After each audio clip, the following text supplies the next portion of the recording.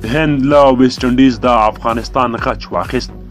د کوهلي او پولارډ ترمنځ څه پېښ شوي ویډیو تر اخره وګورئ. ګرانو مینوالو السلام علیکم.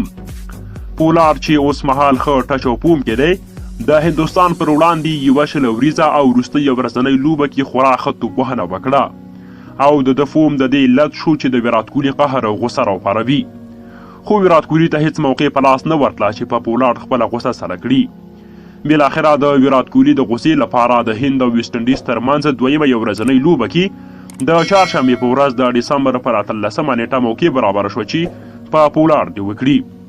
دویمه یو ورځنۍ لوبه کې پولارډ په 6 نمبر د هیټینګ لپاره راښکته شو، خو احمد شامي د ده هیلې ورژولې او په 0 له لوبغالي رخصت کړ. کله چې پولارډ په 0 اوټ شو نو ویرات کوهلي پرې له غوسې ډکه چیغه وکړه او هغه ته یې وویل چې انډهخوره ووځه.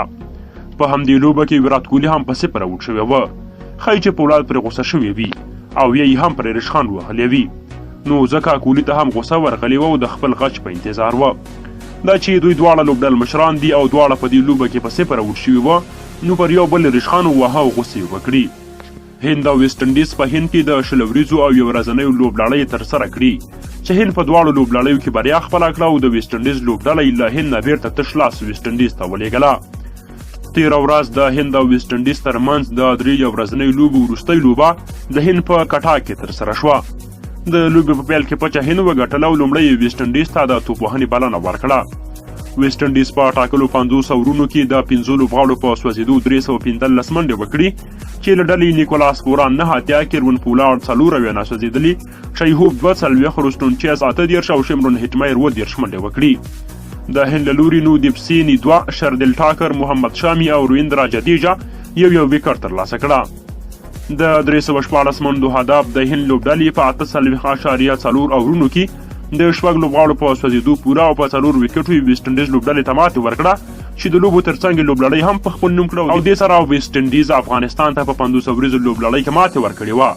خو داسې سرچپه شول او هند افغانستان غچ واخیسته او ویسټ انډیز ته یې په 500 وریځو سیالیو کې ماتې ورکړه. د هند له لوري ویرات کوهلي 15 اتیا کې ایل راهول واویا، روهیت شرما 3 او رویندر جدیجا 19 منډې نندارې ته وړاندې کړي. د ویسټ انډیز له لوري بیا کیمو پاول 3، شیلډن کارټریل، جیسن هولډل او الجار جوزف یو ویکټ ترلاسه کړه. د لوبې د غوره لوبغاړي جایزه ویرات کوهلي ترلاسه کړه او د 3 ورځنیو لوبو د لوبلړۍ غوره لوبغاړي جایزه روهیت شرما ترلاسه کړه.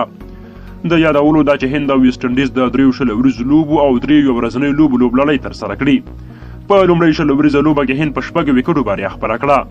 دویمه 10 وریځه لوبه کې ویسټ انډیز په 8 ویکټو بریا خپله کړه او په 3 10 وریځه لوبه کې هند په 8 منډو بریا خپله او په 2 سره لوبلړۍ په خپل نوم کړه. همداراز په لومړۍ ورځنۍ لوبه کې ویسټ انډیز په 8 ویکټو بریا خپله کړه. دویمه ورځنۍ لوبه کې هند په 100 منډو بریا خپله کړه او دریمه ورځنۍ لوبه کې هند په 4 ویکټو بریا خپله کړه چې د ورځنۍ لوبو لوبلړۍ هم په 2 وګټله. ویسټ انډیز د هند په سفر کې له افغانستان سره هم د 3 ورځنیو او 3 وریځو لوبلړۍ او یوازینۍ ټیسټ لوبه ترسره کړه چې د ورځنیو لوبو لوبلړۍ ویسټ انډیز 3-0 وګټله. د 10 وریځو لوبو لوبلړۍ افغانستان 2-1 وګټله او یوازینۍ ټیسټ لوبه هم ویسټ انډیز وګټله.